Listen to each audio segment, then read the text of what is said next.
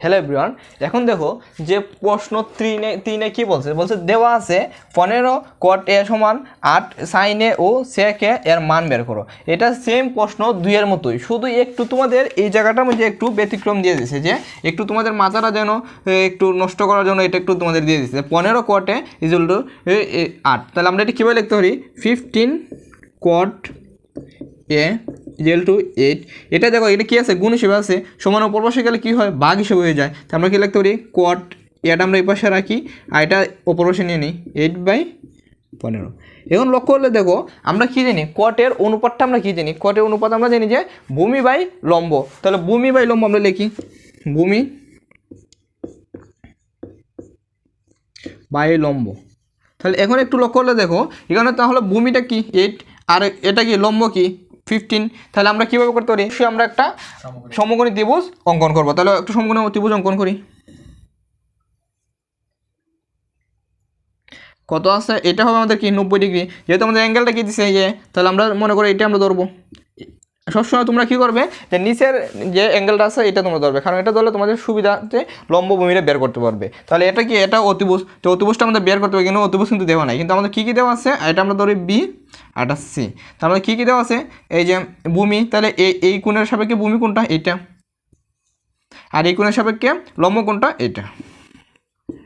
এখন আমরা যে অতিভুজটা কীভাবে বের করো? ওই যে পিথাগোরাসের সূত্র অনুসারে আমরা লিখি, আবার পিথাগোরাসের সূত্র অনুসারে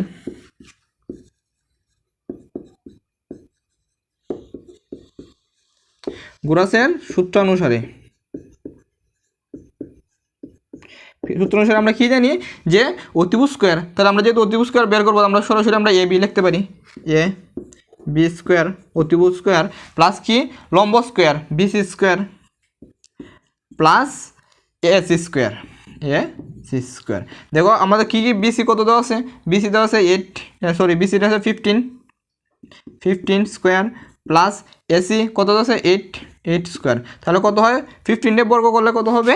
যে 225 প্লাস 8 স্কোয়ার মানে 64।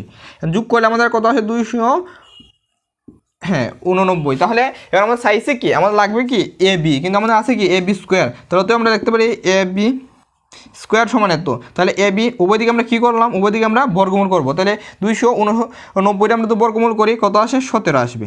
ঠিক আছে, তোমরা এটা ক্যালকুলেটরের সাহায্যে একটু করে দেখে নিও। ঠিক আছে, ঠিক আছে কিনা? তাহলে আমাদের কত আসে? অতিভুজটা কত আসে? 17। তাহলে আমরা কি পাইছি? 17 অতিভুজ পাইছি, ভূমি পাইছি, লম্ব পাইছি। এখন আমাদের দরকার কি? সাইনে। আমার সাইনে তো আমরা একটু মুছে পেলি এটা। আমাদের কি দরকার? সাইনে।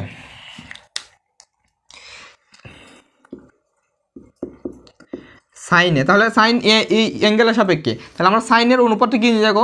লম্ব বাই অতিভুজ। আমরা আগে অনুপাতটা লিখবো, লম্ব বাই অতিভুজ। এখন এই যে এই অ্যাঙ্গেলের সাপেক্ষে ধরছি, এই অ্যাঙ্গেলের সাপেক্ষে লম্ব কি? এটা 15 আর অতিভুজ কত? অতিভুজ হলো 17। আসলে এতটুকু বুঝতে পারছো। এখন এটা কি বলছে? সেকে। তো সেকে আমরা বের করি।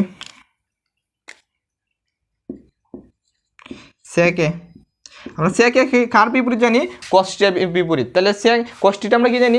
ভূমি বাই অতিভুজ। তাহলে সেকে কী হবে? এর বিপরীত যেহেতু, তাহলে অতিভুজ বাই ভূমি। আসলে তোমরা এতটুকু বুঝতে পারছো। তাহলে আমরা লিখি অতিভুজ বাই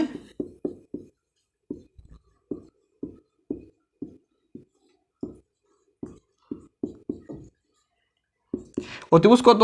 17 আর ভূমি কত? 8। এটাই আমাদের 3 নম্বরের আনসার।